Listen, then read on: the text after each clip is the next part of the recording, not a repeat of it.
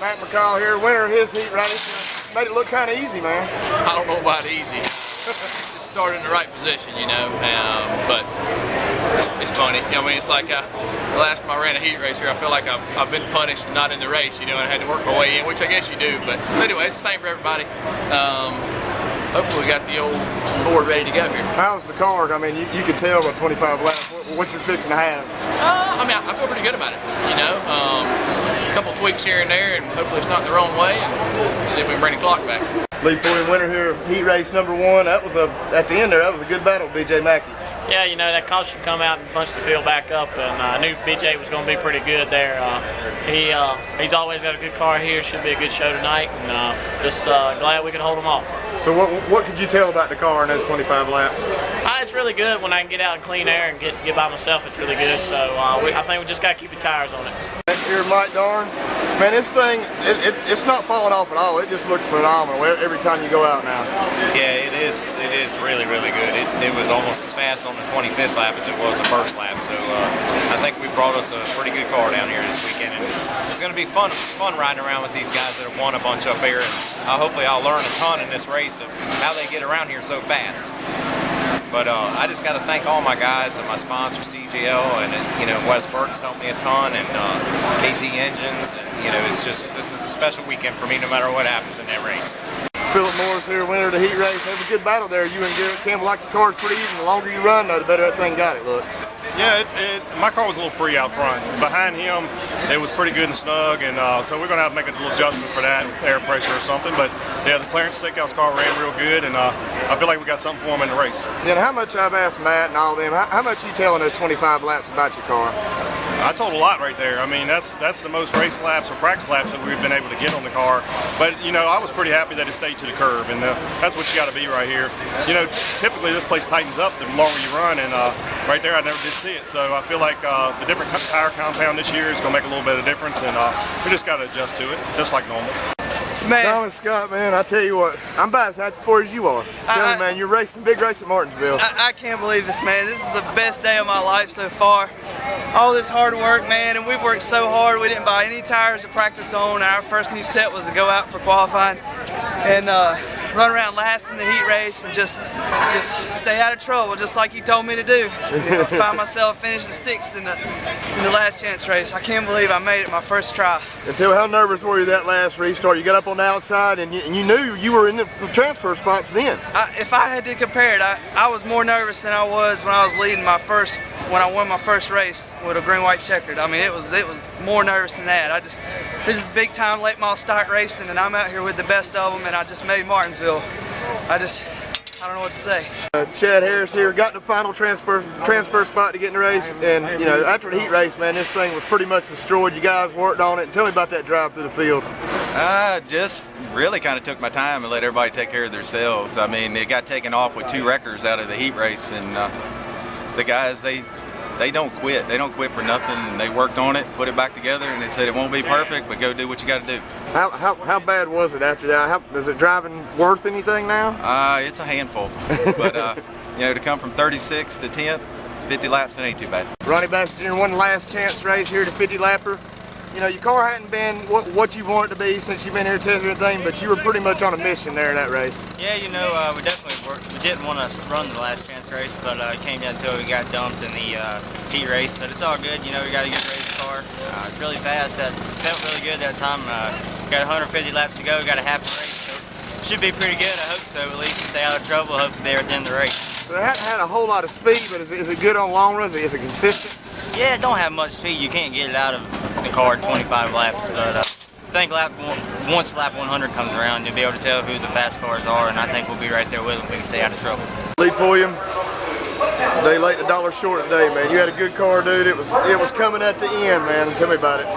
Yeah, you know, I guess we had a little misread in the rules there. I thought it was going to be 10 green flag laps after that caution on lap 140, and I think we run 5 or 6. So I don't know if we got short at 4 or 5 laps, or if we misread the rules or what. But you know, it is what it is. We finished second. Congratulations to Philip. He won it. You know, he can't help if the race is called a little short. Yeah, tell me about the car though. How was the car all day? It was good. We weren't that good in the first half and made some good adjustments, and you know, really come on, try to save my tires, and you know, I thought we was gonna have a shot at the end, but just come up a little short. It looked like on the restart, so he'd take off, and it took you just a lap or two to get going. Yeah, we come down here with a different transmission in the car, and it really didn't work out. They were lagging back pretty bad, and it was killing me. So, you know, if I could dictate the start a little bit, it would have worked out. But, no, it is what it is. We come out with second, cars in one piece, and, you know, we'll come back and get them next year. BJ Mackey finished third, man. Had a good car all day. That thing like it was coming and going. You got hot, got back in traffic, had to fight. You had a heck of a race there.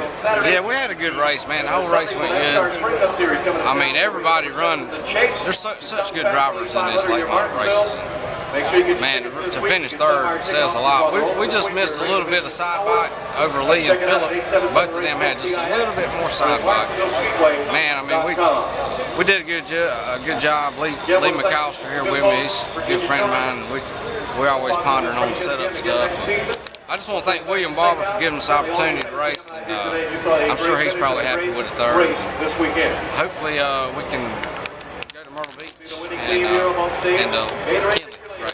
Yeah. Tell me about it right there at the end. You and Brandon Butler had one of the best battles today there at the end. Both of y'all pretty clean drivers each other. We both are clean drivers until the last lap at Martinsville. And I didn't try to wreck him at all, but I need to get back behind him. I mean, you get the best position you can and do whatever you got to do it at Martinsville. But I mean, I wouldn't have wrecked him, but did have to run him up the racetrack down there to get by him. But it was a good race, man. He's a good driver. I mean, all these guys in the slate model classes, I mean, half of them should be in Cup. Half the Cup drivers should be there. So. Ryan Wilson here. Man, you've had some bad luck at Martinsville, some epic stuff that was highlights instead of the racing part, but today, man, you was on it, dude. Fourth place, great run here. Yeah, thank you. I mean, it's the second time we've ever been in the race, and it's the first time we've ever finished it, so to be able to finish fourth is awesome. I mean, we started 24th today and steadily made our way up. Every caution, it felt like we could gain a couple positions. We weren't that great on the long run, but we were really good on the short run, so to be able to wind up fourth, that's awesome. I mean, I got to thank Southern Pharmacy, Randolph Bank, DP Performance. I hope he's feeling better. He had knee surgery the other day. Wesley Page for the shocks. I mean, whole family, the whole crew, they done an awesome job all weekend. They worked their tails off. I mean, they just made some good calls to changes on the car. I mean, I thought it was really good at the end. We were a little bit tight, which hurt us a little bit on the long run, but on the short run, I think we were really good. So, I mean, I'll definitely take that. It's a good finish for us. Yeah, and you've raced here before. You know, you've been in heat races and you got messed up with somebody else's stuff. How'd it feel racing up there with those caliber of guys? You know, you get up front, it's a whole different thing from being 15th back, you know? Yeah, I mean, it's really cool. I told them there at the end, I said, we're racing with the best of the best right now. I told them that last restart, I said, wherever the 98 goes, I'm glued to his bumper. So that's what I did. I was able to make all the passes he made and had some good racing with Brandon Butler there at the end. So I know he's one of the best of the best. A few times a year he does race. So, I mean, this is the third time we've been here, and the first time we've left with both clips on the car. So we destroyed 2 cars here before, so the right side of the car is pretty tore up, but all in all, it's not bad. I mean, it still runs and it still rolls, so pretty good day for us. Brandon Butler here finished 5th. You know, it's kind of a weird race for you, because usually, you know, you're one of the top guys up front. You hung around about, you know, 7th, 8th there, and then at the end, you put a charge on there at the end, it looked like. Yeah, I tell you, this National Guard, Chevrolet, Hedgecock chassis, Danny Cox race engines, all the guys, I mean, Capital Renegade, everybody's gave us a good car.